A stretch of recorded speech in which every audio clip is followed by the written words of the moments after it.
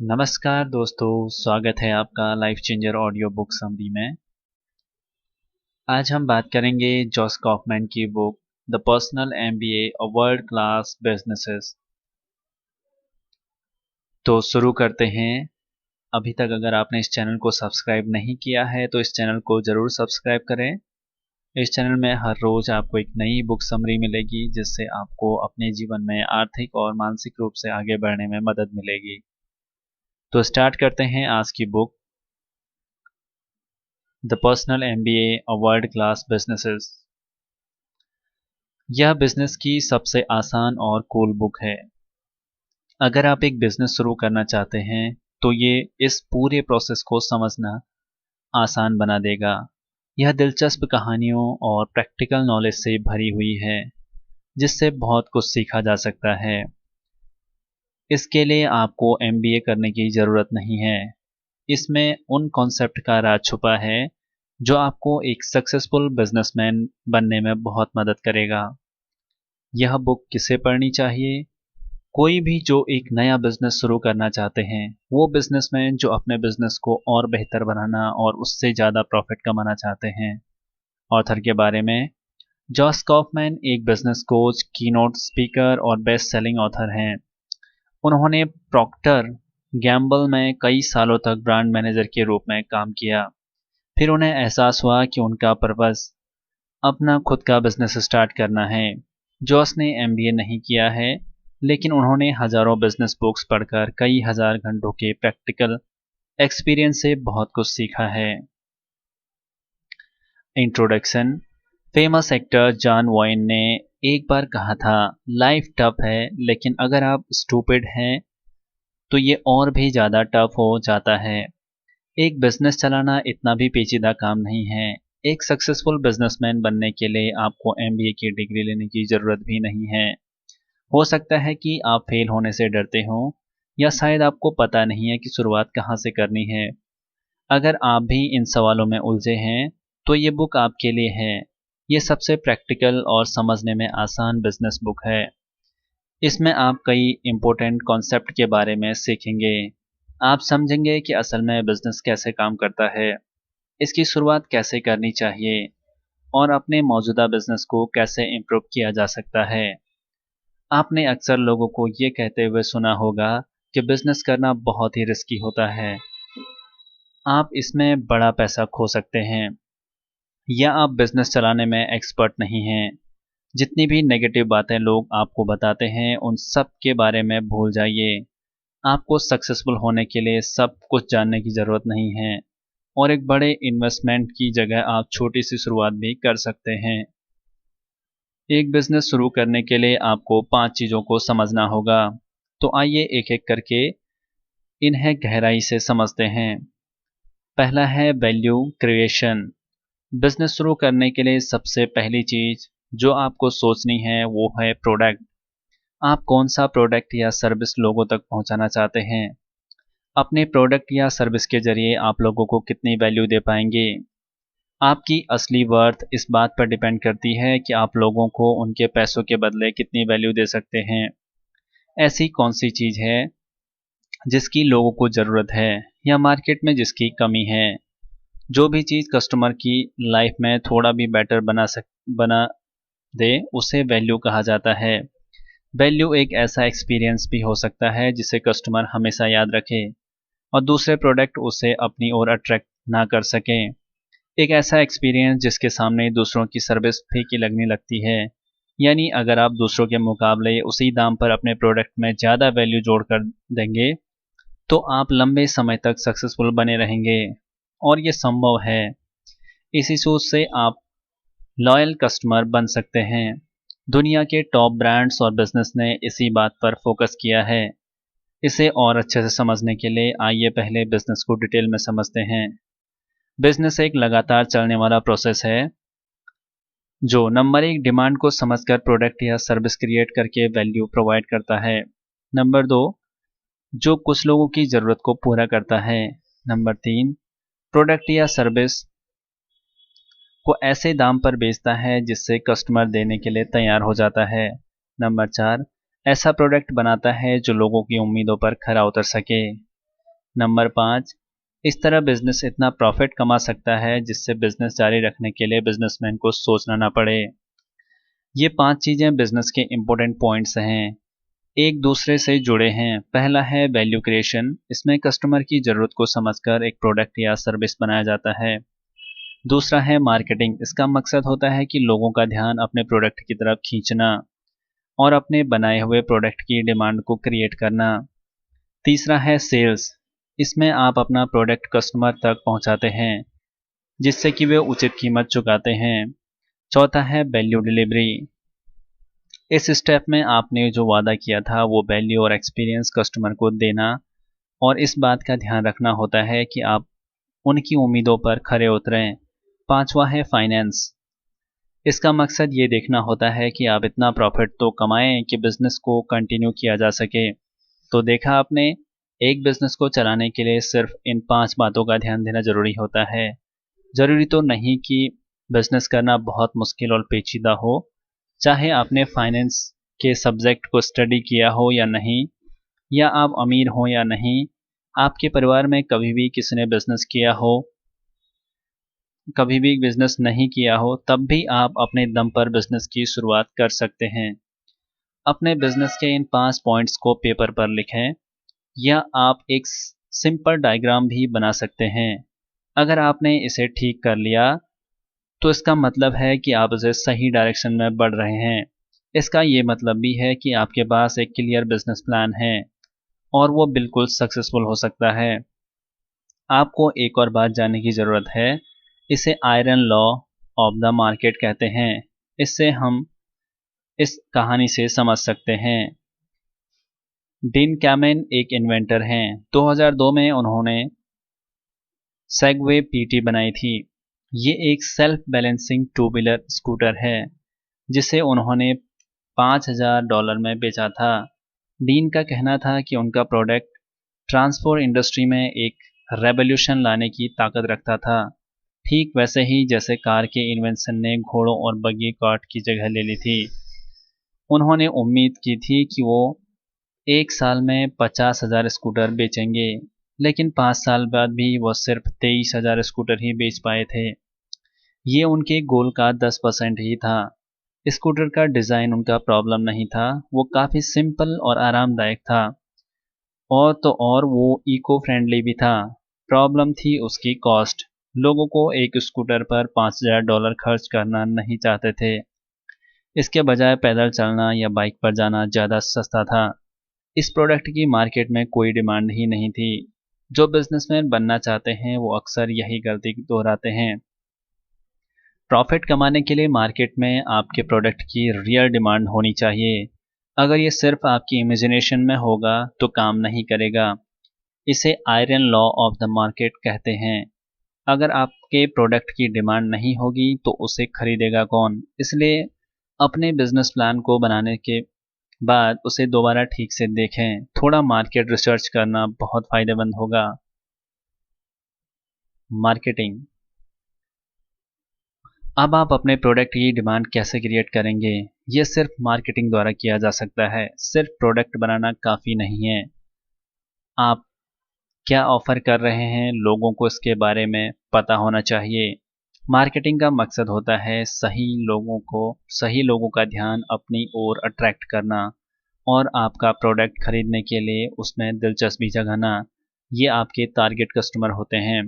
Marketing उन customer को ढूंढने का साइंस है जो आपका प्रोडक्ट जरूर खरीदेंगे।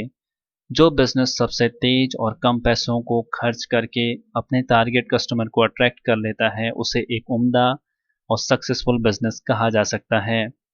आप जितने ज़्यादा लोगों तक अपना प्रोडक्ट पहुंचा पाएंगे आप उतने ज़्यादा सक्सेसफुल होंगे। मार्केटिंग को अक्सर सेल्स समझने की गलती की जाती है।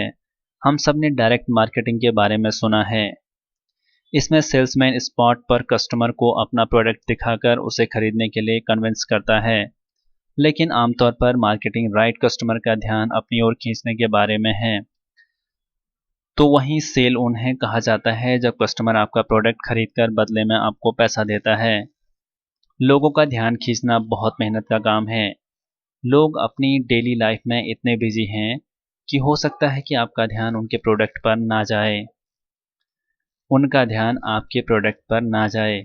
इसलिए आपकी मार्केटिंग बहुत ज़बरदस्त और असरदार होनी चाहिए ताकि कस्टमर उसे नोटिस करने पर मजबूर हो जाए। अब सवाल ये है कि इसे किस तरह किया जा सकता है। पहला पहला मार्केटिंग राइट कस्टमर को अट्रैक्ट करने के लिए किया जाना चाहिए। मान लीजिए कि आप घर पर बना वेजिटेरियन खाना बेचना चाहते हैं, तो सोशल मीडिया पर वेजिटेरियन ऑडियंस को सर्च करें। आप वहां एक ब्लॉग पोस्ट कर सकते हैं या अपनी वेबसाइट का लिंक शेयर कर सकते हैं कि अगर आप नॉन वेजिटेरियन ऑडियंस को अपने ऐड के बारे में बताएंगे तो ये आपकी बेवकूफ़ी होगी। दूसरा, आपकी मार्केटिंग कुछ हटकर होनी चाहिए, कुछ ऐसा जिसे देखकर उससे नज़रें हटाना मुश्किल हो, जो कस्टमर में उस प्रोडक्ट के बारे में और जानने की इच्छा को पैदा करे। जैसे कि इस एग्जाम्पल में जॉस कॉफमैन भी जब भी जॉगिंग पर जाते तो अपना विब्राम 5 फिंगर शू पहनते थे। वो जूते काफ़ी यूनिक थे और आसानी से किसी का भी ध्यान अपनी ओर खींच लेते थे। रास्ते में लोग अक्सर जॉस को रोककर उनके जूतों के बारे में पूछा करते थे। जूता का शेप इतना हटकर था कि लगता था कि मानो उसे ग्लव्स और जूतों की डिज़ाइन को मिक्स करके बनाया गया हो। अंगूठे की जगह एक पॉकेट जैसा शेप था। उनके सोल पतली रबर के थे जो रास्ते पर पड़े पत्थर और कांच से पैरों को सुरक्षित रखते थे। इसे पहनने वाले पैर बिल्कुल एक मेंढक के पैर जैसे दिखते थे। उसकी डिज़ाइन इतनी अलग थी कि सबकी नज़र उस पर पड़ ही जाती थी।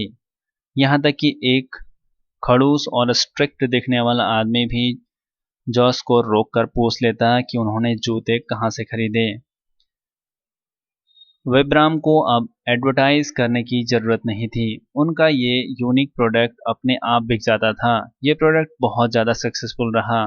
2006 में जब इसे पहली बार मार्केट में डिस्प्ले किया गया था, तब से लेकर हर साल इसकी सेल 3 गुना बढ़ती रही और ये फैशन ट्रेंड और क्रेज बन गया था। 2009 में इसकी टोटल सेल $10 मिलियन तक पहुंच गई थी। उन्हें टीवी कमर्शियल और बड़े बड़े बिलबोर्ड के जरिए एडवर्टीजमेंट करने की ज़रूरत नहीं थी। ऑथर सेथ गोडिन का कहना है कि मार्केटिंग एकदम यूनिक और दिलचस्प होनी चाहिए, बिल्कुल एक पर्पल काऊ की तरह। जितने भी मार्केटिंग टेक्निक्स और आइडियाज़ हैं वो सब ब्राउन काउज जैसे हैं, बिल्कुल एक जैसे, बोरिंग और ऑर्डिनरी। सब एक फील्ड में बहुत सारे ब्राउन काउज की एक पर्पल काउ को इमेजिन करें। आपकी नज़र उस पर पड़ेगी ही पड़ेगी। आप चाहकर भी उससे नज़रें नहीं हटा पाएंगे। आपको एग्जैक्टली यही अपने कस्टमर के साथ करना है। आपकी मार्केटिंग इतनी ज़बरदस्त होनी चाहिए कि लोग आपका प्रोडक्ट खरीदे बिना रह ना सकें। सेल्स सेल्स बिजनेस प्रोसेस का वो हिस्सा है जहां आपके पास असल में पैसा आता है। अगर आपकी मार्केटिंग जोरदार है तो प्रोडक्ट अपने आप बिकने लगेगा। आपको अलग से कोई स्ट्रेटजी या ट्रिक यूज़ करने की ज़रूरत नहीं पड़ेगी। आपका गोल होना चाहिए कि लोग आपके प्रोडक्ट के बारे में जानें, उसे पसंद करें, उसकी क्वालिटी पर भरोसा करें। तब जाकर वो हमसे खरीदेंगे, बार बार खरीदेंगे और लोगों को भी इसके बारे में बताएंगे। सेल्स का सीधा कनेक्शन वैल्यू क्रिएशन, मार्केटिंग और वैल्यू डिलीवरी से है। आपको राइट कस्टमर का फोकस मार्केटिंग के साथ उसका भरोसा जीतना होगा। लेकिन अगर आपकी क्वालिटी खराब हुई तो सब कुछ बेकार हो जाएगा। आप ब्रांड और रेपुटेशन सिर्फ तब बना पाएंगे जब आपके प्रोडक्ट की क्वालिटी टॉप क्लास की होगी। आप जितना ज़्यादा वैल्यू अपने प्रोडक्ट में जोड़ते जाएंगे, अपने कस्टमर उतने ही आपकी तरफ लॉयल होते होंगे। वैल्यू जोड़ने का मतलब है कि अपने कस्टमर को उसी कीमत पर एक ऐसा एक्सपीरियंस देना जो दूसरे ना दे सके। कई बार ये एक्सपीरियंस उनके लिए इतना अच्छा होता है कि वो ज़्यादा कीमत चुकाने के लिए भी तैयार हो जाते हैं। आपको अपने कस्टमर्स को अपने साथ बांधे रखना है ताकि अगर नए प्रोडक्ट लॉन्च हों तो तब भी आपका ही प्रोडक्ट खरीदना पसंद करें। जब कस्टमर आपके प्रोडक्ट और सर्विस से संतुष्ट होंगे तब वो दूसरों के इसके बारे में बताएंगे। आप इसे माउथ टू माउथ पब्लिसिटी भी कह सकते हैं। जब आपके प्रोडक्ट की क्वालिटी उसकी पब्लिसिटी का कारण बन जाती है सेल बढ़ाने का एक और टिप्स है डैमेजिंग एडमिशन। कहा जाता है कि जब कोई चीज़ बहुत अच्छी होती है तो लोगों को उस पर शक होने लगता है, उस पर विश्वास करना मुश्किल हो जाता है। अगर आपका ऑफर कुछ ज़्यादा ही परफेक्ट हुआ तो संभावना है कि लोग पूछने लगेंगे कि चक्कर क्या है भाई। डैमेजिंग एडमिशन कस्टमर को सीधे सीधे अपनी प्रोडक्ट की कमी यानी ड्रॉबैक बताने के बारे में है। इस तरह आप उनका भरोसा जीत सकते हैं। ऐसा करने से उन्हें एहसास होगा कि आपने झूठ बोलकर उन्हें चीट करने की कोशिश नहीं की। जॉब कॉफमैन और उनकी वाइफ केल्सी कोलोराडो में एक घर रेंट पर लेना चाहते थे। उस समय वो न्यूयॉर्क में रहते थे। उनके एक लैंडलॉर्ड बेन और बेटी ने डैमेजिंग एडमिशन का इस्तेमाल किया था। उन्होंने उन्हें प्रॉपर्टी के बारे में सब कुछ खुलकर बताया। नॉर्दर्न एक पहाड़ी इलाका है। उन्होंने जॉस को बताया कि उन्हें रॉक स्टाइलस स्लाइड्स के लिए तैयार रहना होगा। उन्हें आसपास के एरिया में घूमने वाले शेर और भालू से भी चौकन्ना रहना होगा। जॉस ये सुनकर घबराए नहीं और ना ही उनका मन बदला। अब वो बैन और बेटी पर और भी ज़्यादा भरोसा करने लगे। उन्हें इस बात की खुशी थी कि उन्होंने कुछ छुपाया नहीं। उनके साथ क्या क्या क्या हो सकता है उस बारे में सब कुछ खुलकर बता दिया। और आखिर में भालू को भगाने के लिए पेपर स्प्रे खरीदने के बाद उन्होंने फाइनली पेपर साइन कर दिया। अब उन्हें एक कार की भी ज़रूरत थी क्योंकि न्यूयॉर्क में उनके पास अपनी कार नहीं थी।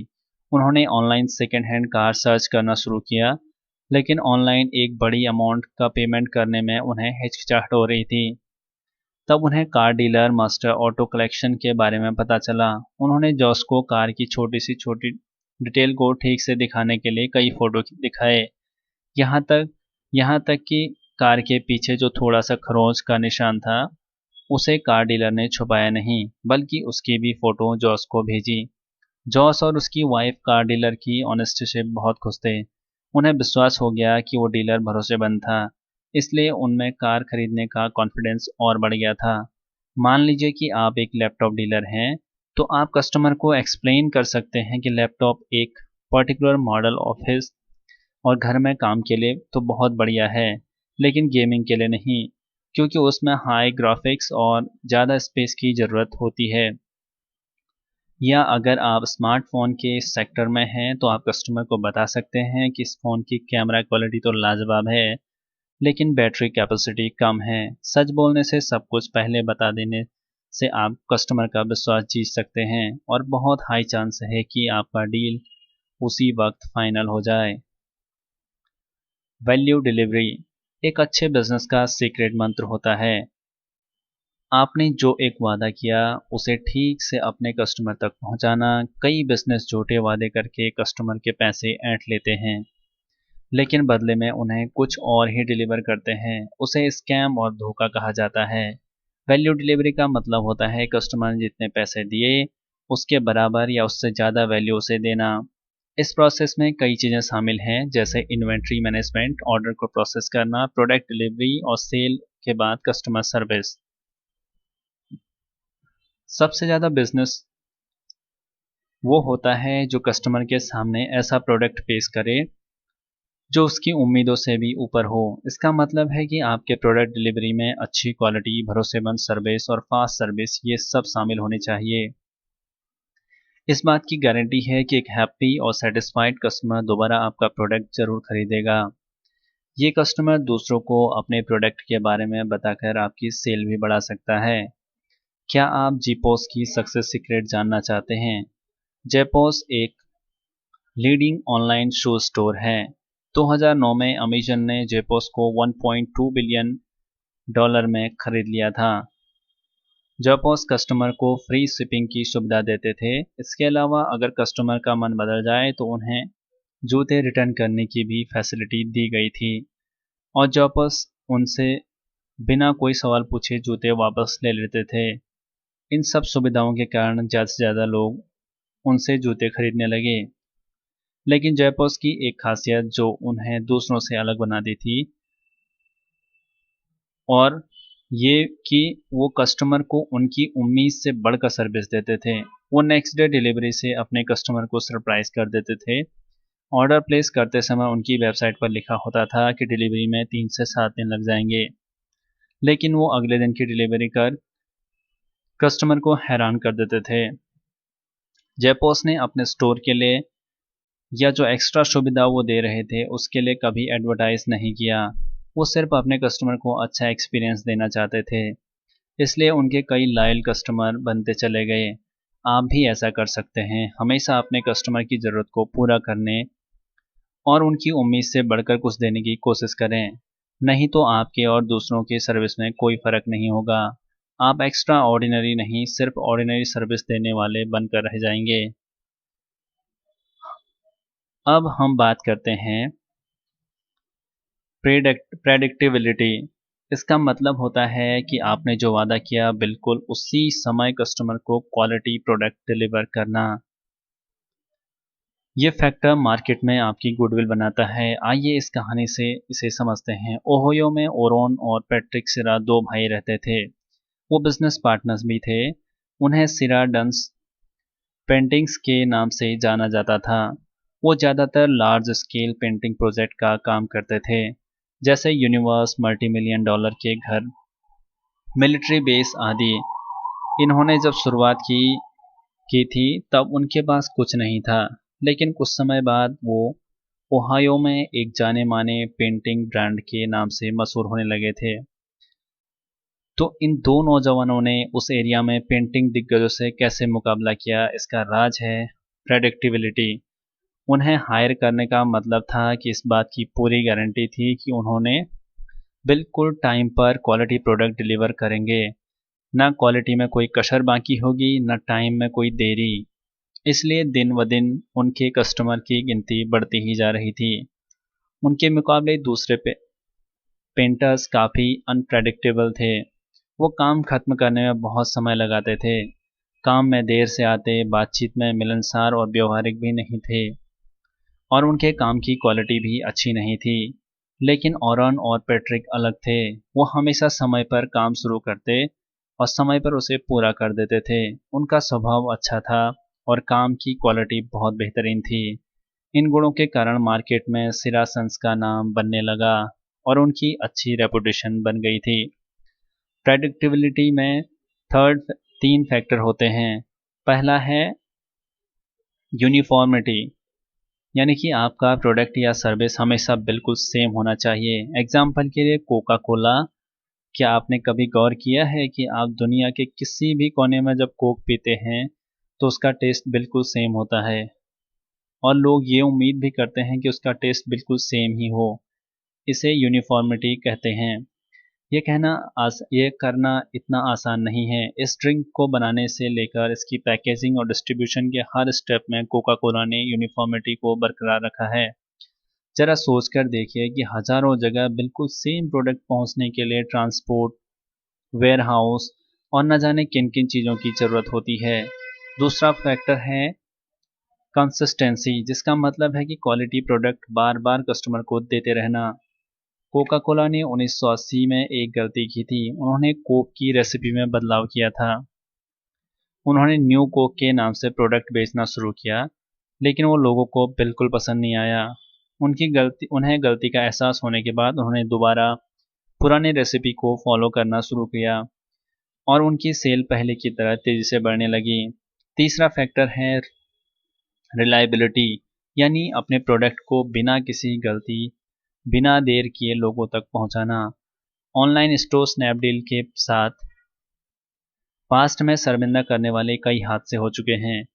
एक बार एक कस्टमर ने सैमसंग गैलेक्सी कोर स्मार्टफोन का ऑर्डर प्लेस किया था, लेकिन जब पैकेट की डिलीवरी की गई तो बॉक्स में साबुन की बट्टी निकली। ऐसे एम्ब्रेसिंग घटना एक बार फिर हुई जब एक कस्टमर ने मैकबुक प्रो का ऑर्डर दिया था तो बदले में उसे हीटर डिलीवर हो गया था। अरे रुकिए, अभी खत्म नहीं हुआ। एक बार किसी कस्टमर ने आईफोन 4S का ऑर्डर किया था, लेकिन जब उसने बॉक्स खोला तो उसमें मार्बल स्टोन से भरा बैग निकला। इन सब से उभरने के लिए स्नैपडील ने नई शुरुआत की और स्नैपडील 2.0 को लॉन्च किया। एक अच्छी रेपुटेशन बनाने के लिए कस्टमर को आप पर भरोसा होना चाहिए कि अगर आपको ऑर्डर दिया है तो उसे सही समय पर अच्छी क्वालिटी का प्रोडक्ट ही डिलीवर किया जाएगा। इसलिए आपको अपना वैल्यू डिलीवर करने में यूनिफॉर्म, कंसिस्टेंट और रिलायबल होना होगा। लॉयल कस्टमर बनना इतना आसान नहीं है, लेकिन इन तीनों बातों को ध्यान में रखने के बाद आप ज़्यादा प्रॉफिट और ज़्यादा लॉयल कस्टमर दोनों हो सकते हैं। फाइनेंस। जब भी लोग फाइनेंस शब्द सुनते हैं तो बड़े बड़े बोरिंग बार चार्ट, स्प्रेडशीट, कभी ख़त्म ना होने वाले नंबर्स के बारे में सोचने लगते हैं। लेकिन अगर आप सिर्फ ज़रूरी बातों पर फोकस करेंगे तो फाइनेंस को समझना सिंपल है। फाइनेंस वो नॉलेज और साइंस है जिसका काम ये देखना है कि बिजनेस में पैसा कहाँ जा रहा है और कहाँ से आ रहा है। इसके बाद ये डिसाइड करना कि कितना पैसा कहाँ लगाना है, और फिर देखना और समझना कि आप जैसे पैसों को मैनेज कर रहे हैं, क्या वो आपको मनपसंद रिजल्ट दे रहा है या नहीं। आपको किसी डरावने बार ग्राफ और लंबे कैलकुलेशन को समझने की ज़रूरत नहीं है। चाहे आप एक बिजनेस ग्रेजुएट हों या ना हों, तब भी आप इसे आसानी से और अच्छे से हैंडल कर सकते हैं। तो चलिए मान लेते हैं कि आपने एक बिज़नेस शुरू किया और वो काफ़ी अच्छा चल रहा है। आपके प्रोडक्ट से अच्छी कमाई हो रही है।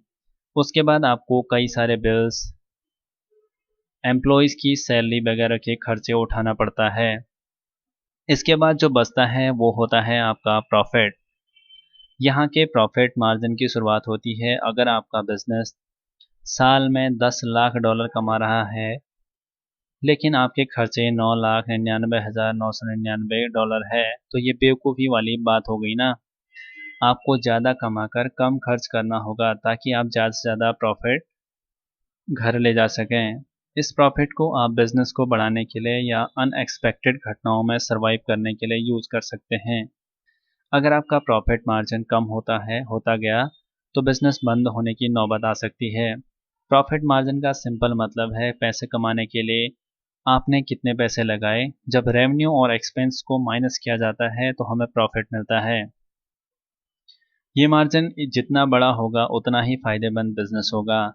तो मान लेते हैं कि $200 कमाने के लिए आपको $100 खर्च करने होंगे। ये 100% प्रॉफिट मार्जिन हुआ। अगर आपका प्रोडक्शन कॉस्ट $50 है और आप एक यूनिट 150 में बेचते हैं तो प्रॉफिट मार्जिन 50% हुआ। प्रॉफिट ही तो है जो किसी भी बिजनेस को कंटिन्यू करने के लिए सबसे इम्पोर्टेंट फैक्टर होता है। ये आपके टाइम, एफर्ट और एनर्जी इन्वेस्टमेंट का रिजल्ट होता है। लेकिन बिजनेस सिर्फ प्रॉफिट के बारे में नहीं, पैसा इसका दूसरा एक टूल है। अगर आपका प्रॉफिट फिगर बहुत बड़ा नहीं है तब भी आप एक संतुष्ट और खुश बिजनेसमैन हो सकते हैं। एक कॉन्सेप्ट ऑफ सफिशिएंसी की बात कर रहे हैं, आइए इस कहानी से सीखते हैं। एक बार एक कंपनी का सीनियर एम्प्लॉय छुट्टियां मनाने गया। उसके डॉक्टर ने उसे ब्रेक लेने की सलाह दी, इसलिए वो एक छोटे से गांव में हरियाली और शांति के बीच कुछ समय बिताने चला गया। एक दिन वो वॉक पर निकला। नदी किनारे चलते चलते उसकी नज़र एक मछली पकड़ने वाले पर पड़ी। वो अभी अभी मछलियां पकड़कर अपनी बोट में ले जा रहा था। उसने कई बड़ी बड़ी मछलियां पकड़ी थी। इतनी अच्छी क्वालिटी की मछलियां पकड़ने के लिए उस आदमी ने मछुआरे की बहुत तारीफ की। उसने पूछा, सर इन्हें पकड़ने में आपको कितना समय लगा? ज़्यादा नहीं, मछुआरे ने कहा। आप कुछ देर रुककर और मछलियां क्यों नहीं पकड़ लेते? एम्प्लॉय ने पूछा। मैं अपने परिवार का पेट भरने जितना कमा लेता हूँ, मछुआरे ने कहा। फिर आप बाकी के समय में क्या करते हो? आदमी ने पूछा। मैं अपने बच्चों के साथ खेलता हूँ, बीवी के साथ समय बिताता हूँ, अपने दोस्तों से गप मारने जाता हूँ, उसने कहा। सर मैंने हार्वर्ड यूनिवर्सिटी एमबीए किया है, मैं आपकी मदद कर सकता हूँ। आपको थोड़ी और देर मछलियाँ पकड़नी चाहिए। ज़्यादा प्रॉफिट से आप और बोट खरीद पाएंगे और बीच में किसी आदमी के जरिए मछलियाँ बेचने की बजाय आप सीधे कस्टमर को बेच सकते हैं। फिर आप अपनी फैक्ट्री भी शुरू कर सकते हैं। आप मछलियों को कैन में पैक करके ग्रोसरी स्टोर में बेच सकते हैं। अगर आपने ये सब ठीक से मैनेज किया तो आप छोटे से गांव से निकलकर बड़े शहर में रह पाएंगे। आपकी लाखों में कमाई होगी। और इन सब में कितना वक्त लगेगा, मछुआरे ने पूछा। 15 से 20 साल या शायद 25 साल भी लग सकते हैं, उस आदमी ने कहा। फिर उसके बाद क्या होगा, मछुआरे ने सवाल किया। यही तो कमाल की बात है कि अपनी ढेर सारी जमा पूंजी के साथ रिटायर हो सकते हैं। उसके बाद फिर आप अपने बच्चों के साथ खेल सकते हैं, बीवी के साथ समय बिता सकते हैं, दोस्तों के साथ गप मार सकते हैं। तो अंत में यही समझ में आता है कि मछुआरा उस एम्प्लॉय से कम कमाते हुए भी ज़्यादा खुश था। वो अपने परिवार की ज़रूरतों को पूरा करने जितना कमाकर अपनी ज़िंदगी में मस्त था। दूसरी ओर वो एम्प्लॉय लाखों कमा रहा था, लेकिन उसका सारा समय ऑफिस में बीत जाता। उसके पास अपने परिवार के लिए समय ही नहीं था। उसने उसे थका दिया था, बीमार कर दिया था, जिस वजह से डॉक्टर ने उसे रिलैक्स करने की सलाह दी थी। इसी का मतलब है सफिशिएंट होना, यानी काफ़ी होना। सिर्फ लाखों कमाने से बिजनेस सक्सेसफुल नहीं होता। आपको उतने ही प्रॉफिट की ज़रूरत है जितना जिससे आप ठीक से बिजनेस चला सकें और अपने परिवार की ज़रूरतों को पूरा कर सकें। बचे हुए समय में आप इस जीवन का आनंद लें। अभी तो आप इस दौड़ती हुई दुनिया में इतने बिजी हैं कि आपके पास ढलते सूरज को देखने का भी वक्त नहीं है। लेकिन कहीं ऐसा ना हो जाए कि आपको ये भी पता ना चले कि काम करते करते न जाने कब ज़िंदगी में शाम हो गई। क्योंकि एम्प्लॉयज़ और कॉन्ट्रैक्टर को महीने के अंत में पैसे दिए जाते हैं, तो आप हर महीने के खर्चों को कैलकुलेट कर सकते हैं। जब तक खर्चों के बाद बचा हुआ प्रॉफिट आपकी ज़रूरतों को पूरा कर सके, तब तक वो बिजनेस अच्छा है। कंक्लूजन। तो आपने बिजनेस के 5 मेजर फैक्टर्स के बारे में जाना, जो value creation, marketing, sales, value delivery और फाइनेंस। आपने iron law of the market के बारे में समझा। कोई भी प्रोडक्ट बनाने से पहले मार्केट रिसर्च करना और ये जानना कि क्या सच में उस प्रोडक्ट की डिमांड है या नहीं, सबसे ज़रूरी स्टेप है। बिना ऐसा किए प्रोडक्ट को मार्केट में लॉन्च करना बेवकूफ़ी है। आपने राइट कस्टमर का ध्यान खींचने के बारे में भी सीखा। अपनी मार्केटिंग उन लोगों पर फोकस करें जिनकी आपके प्रोडक्ट को खरीदने में सबसे ज़्यादा संभावना है। आपने गुडविल और रेपुटेशन के इम्पोर्टेंस के बारे में भी जाना। सिर्फ अच्छी क्वालिटी आपको एक ब्रांड बनाने में ताकत रखता है। लोगों को आपके प्रोडक्ट के बारे में जानने की, उसे पसंद करने की और आप पर भरोसा करने की ज़रूरत है। तब जाकर वो बार बार आपसे खरीदेंगे और दूसरों को भी इसके बारे में बताएंगे। आपने प्रेडिक्टेबिलिटी के बारे में जाना। इस बात का ध्यान रखें कि एग्जैक्टली वही प्रोडक्ट उसी क्वालिटी के साथ समय पर कस्टमर तक पहुंचाएं। अंत में आपने सफिशिएंसी के बारे में भी समझा। जब तक आप खर्च के बाद उचित प्रॉफिट घर ले जाते हैं, तब तक आपका बिजनेस सक्सेसफुल है। अमाउंट मायने नहीं रखता, ये सबके लिए अलग अलग होता है। ज़रूरत से ज़्यादा काम करने के चक्कर में उन अनमोल पलों को ना गंवाएं जो आप अपने परिवार और अपने अपनों के साथ बिता सकते हैं। हमारी इच्छाएं कभी खत्म नहीं होंगी और ना ही वो कभी कम होने वाली हैं। तो क्या इसका ये मतलब हुआ कि हम बस बिना रुके काम करते रहें? सिर्फ प्रॉफिट के फिगर से सक्सेस को नहीं आंका जा सकता। आपको अपने परिवार, एम्प्लॉयज़ और साथ में काम करने वालों की खुशियों को भी ध्यान में रखना होगा। आप कुछ समय निकालकर समाज सेवा के काम में हाथ बटा सकते हैं। सेवा सिर्फ पैसों से नहीं की जाती, अपना समय देना भी एक सेवा है। जब आप किसी की ज़िंदगी को थोड़ा भी बेहतर बनाने में कामयाब हो जाते हैं, तब सही मायनों में वो एक मीनिंगफुल बिजनेस और जीवन होता है। तो अब आप जानते हैं कि आपको क्या करना है, कैसे बिजनेस की शुरुआत करनी है। किसी भी चीज़ को खुद को पीछे पकड़